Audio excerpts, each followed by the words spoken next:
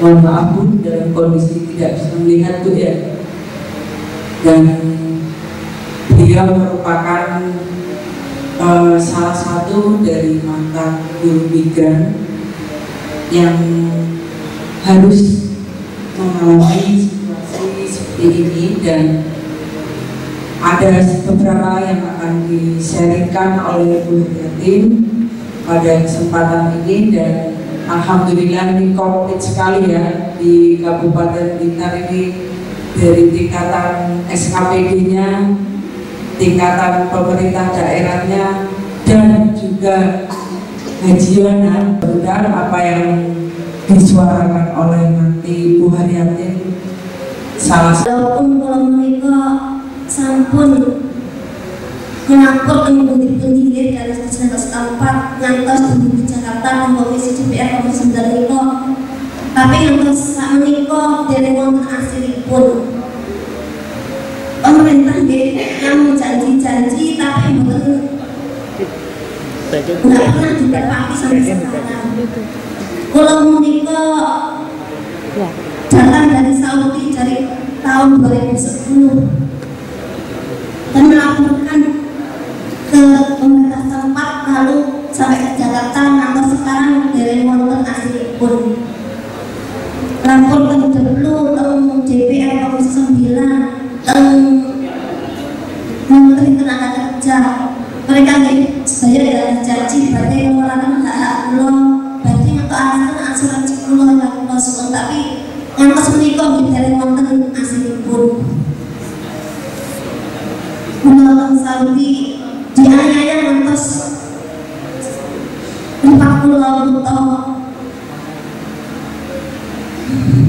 Ulah majikan ingkang boten berkemanusiaan, ajar atau setan. Ulah masuk dari masyarakat, malah diajar ngantos tentang tahun itu. Kalau lapor tentang PT emang sulatan, tapi PT ini ngerespon malah dari Panwaslu Kejawi kontrak utawi asal pernyataan tertulis saya pulau. Sedangkan pulau mereka membuat pakai surat atau Telkom Kejawi atas penawar majikan pulau sendiri. Jadi pulau mereka berbagi penganiayaan yang saya alami di sana. Dari dicambuk, dijedorkan ke dinding, dipukul, pokoknya berbagai penganiayaan yang dialami di sana sampai maka saya mengalami bukaan begini. Mudah-mudahan tidak dipulangkan, minta berobat pun tak diobatkan. Sampai di sana saya legal tahun 7 bulan. Walaupun tapi saya tetap bekerja. Kalau tidak bekerja saya dianiaya lagi. Tapi pemerintah sampai sekarang tidak meresponi sama sekali. Sampai 3 tahun saya belum yang sih saya. Mereka bicara tidak. Saya minta PDPTKI pernah datang ke rumah saya bilang minta asuransi dan hak saya, tapi mereka bilang karena kalau sudah lebih dari 2 tahun kakaknya tidak asuransi, karena tidak pulang 2 tahun. Gimana saya pulang? Saya membaca bisa melihat. Kalau tidak dipulangkan gimana saya pulang? Saya bilang begitu. Karena asuransi itu tidak bisa keluar kalau sudah lebih dari 2 tahun, katanya begitu. Itu kan bagian normal, sedang saya bisa melihat, saya bilang begitu. Saya pemerintah semoga bisa membantu saya supaya bisa mengelola asuransi saya. Mohon dalam berkasa tempat untuk membantu saya. Itulah permohonan saya, semoga diusahakan dan semoga pemerintah mau bantu saya dalam menuntut keadilan saya, menuntut keadilan bagi majikan saya di sana yang telah menganiaya saya sampai pada tahun ini.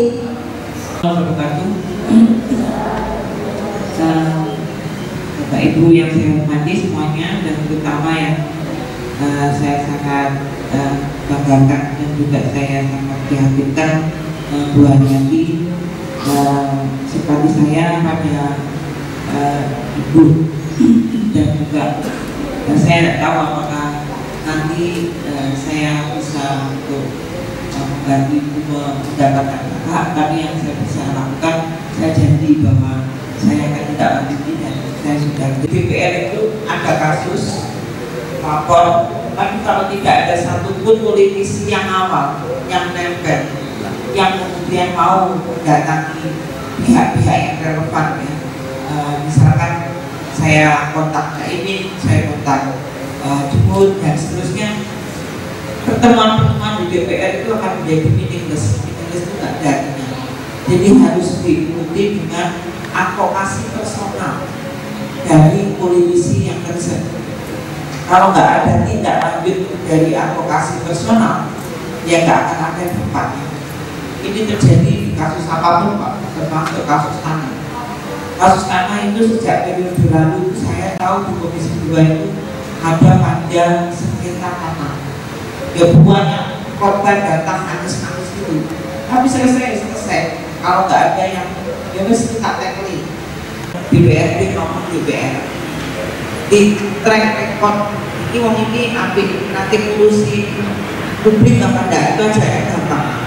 Kalau selama sebelum menjadi DPRD ngomong tentang nasib rakyat, isu-isu rakyat, ini ada tanda-tanda bagus. Tapi kalau sebelumnya belas kan nanti ada jejak untuk mengurusi rakyat, nanti kok pilih pun meskipun sudah bersumpah sulit akan diharapkan akan mengurusi rakyat karena tidak dari sononya, tidak aslinya untuk siap menjadi wakil rakyat, legislator plus representasi ini yang penting. Apa benar Eva itu ngurusi wong cilik seperti omongan PDIP? Itu dicek di fungsi representasi. Kalau fungsi legislator itu gampang, orang profesor disuruh bikin legal drafting atau bikin undang-undang dia bisa, suruh bikin perda bisa. Tapi kan fungsi anggota DPR tidak hanya legislator, tapi juga representasi, yaitu mewakili kelompok tertentu dari A sampai Z yang nantinya diwujudkan dalam kerja-kerja legislasi, kerja pengawasan maupun kerja budget. Jadi kalau pada saat bahas APBD yang ditanyakan Bapak mana duit untuk TKI, nah ini berarti sudah benar orangnya. Tapi ya budget juga Pak mana pembangunan jalan untuk Bapelku, terus gak ngurus mau cilik.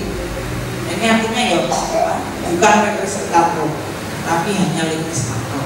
Itu yang konsep ini sekalian saya juga gemes supaya yang terpilih banyak, walaupun saya juga tidak mau ingin mongso bahwa saya akan terpilih ya, tapi memang karena sadar duit saya terbatas, kemampuan saya untuk membeli alat-alat kelengkapan juga terbatas dibandingkan Mas Pram misalkan.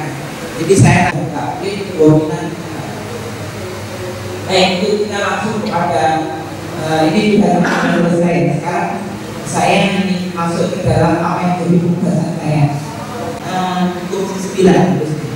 Tapi kalau ada kasus saya dulu, kalau ada LSM yang melaporkan fakta, saya yang teriak. Jadi mohon Bapak Ibu bisa tracking TKI Eva itu saya ngomong apa aja dan saya melakukan apa aja itu bisa di tracking.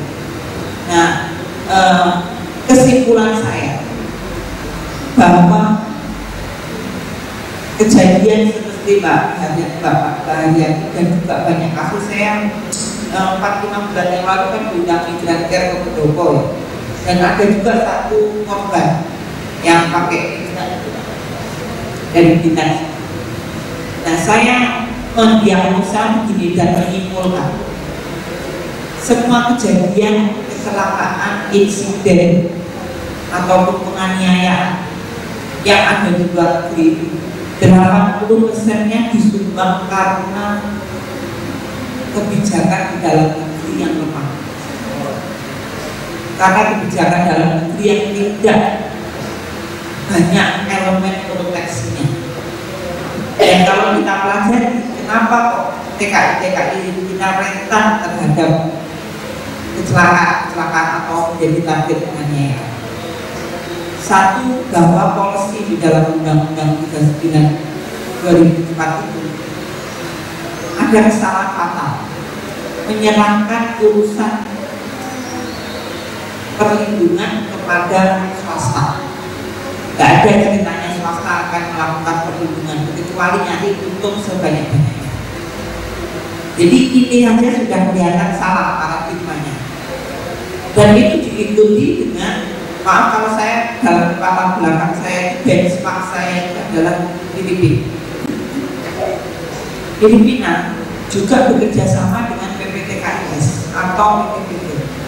Tetapi perlindungan diberikan kepada atau menjadi penanggung jawab negara. Artinya gini, dia melakukan sertifikasi PT-PT dengan ketat. Tidak seperti di Indonesia, orang yang sudah dihukum lalu bisa mendirikan PT baru. Di sana tidak mungkin terjadi seperti itu. Pengawasan juga ketat. PPTKIS yang tidak melakukan pembekalan sesuai dengan aturan langsung dibubarkan. Jadi kalau aturannya pembekalan untuk PPTKIS 6 bulan, tapi kemudian hanya dilakukan 2 hari, sehingga saya ketemu di KJRI ada yang hidungnya hilang gunting juragan karena sakit, gak ngerti ngomong apa. Ketika kita tanya, pembekalannya hanya 2 hari, dari yang teorinya 6 bulan. Kok bisa lolos? Yang kaya silakan datang dan bisa memilih ke banyak negara. Hubungi Pak Ali, ada di Pagar, alamatnya ini. Gak tahu bahwa di Singapura itu minimal harus SMP. Gak diomongin sampai sudah informasi yang mengacaukan yang tidak diawasi. Nah, demikian juga ketika ada kasus tiba-tiba ada Mbak Ariadi di sini. Bapak datang ke dana transnasional tidak akan punya data kecuali 1 tahun terakhir. Jadi data yang itu hanya dipunyai oleh KJRI atau KJRI, lalu PT-PT, dan kemudian baru KJRI BTKI. Itu 1 tahun terakhir ya. Jadi yang sekarang melumpuh overstay di KJRI sana tidak sulit untuk dicarikan data, melacakkan data seperti yang dimintakan oleh imigrasi Arab.